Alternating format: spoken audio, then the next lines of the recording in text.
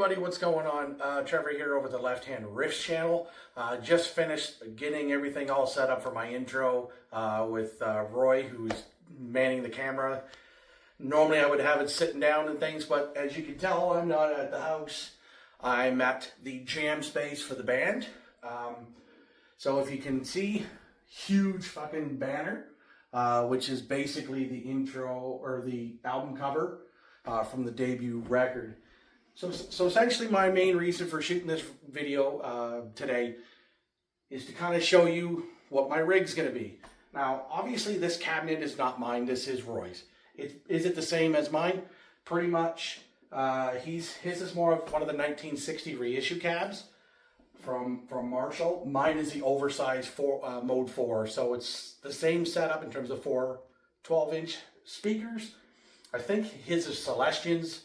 Mine are also Celestians, but mine are like the hot K100s, so it's a little bit different. And obviously, if you guys have watched my channel for enough, you know that I did buy the orange Micro Terror 20-watt head. Orange is probably one of the best in terms of a lot of the British amp makers. Yes, you can see it is hooked up. It is super fucking small because it's micro. Now, like I said before, you probably can't see it in there as best, but it is a little preamp tube.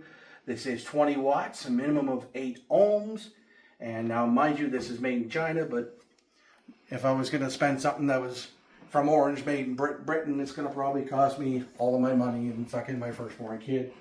But yeah, as you can see, as I come back here a little bit, you could tell, sitting on top of Roy's head, which is a Hughes and Kettner head, that thing sounds great. But you can tell it's really, really tiny. So what I'll do really quickly is I'll fire it on real quick, just play a chord, strum a couple chords, and then you'll hear what it sounds like in all of its glory. Of course, playing through from my Jackson JS22 Lefty. It's just a super strat. Their entry point into the Jackson realm. Now this here, I have it set up so that the tone is at noon and the gain is at 10 o'clock. And this thing is just hovering between 1 and 2.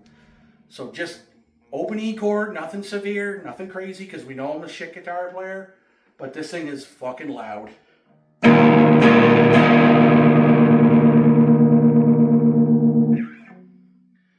So that's pretty much the girl in itself. Now, do you need a bigger head than that? No, it is not required.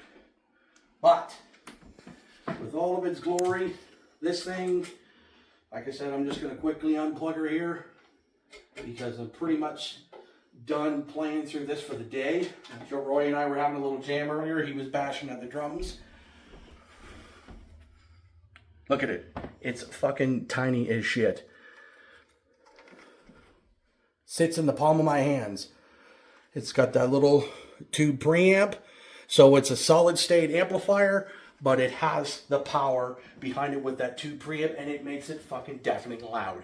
This room is not, like, it's not fucking, there's no baffles up and around.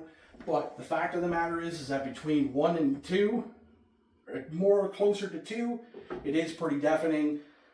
And if I wanted to, if we had to real quick, if I wanted to just jump in and play a gig with the boys, I can plug that into a cabinet. And the funny thing is, it's small, but it'll deafen you real quick.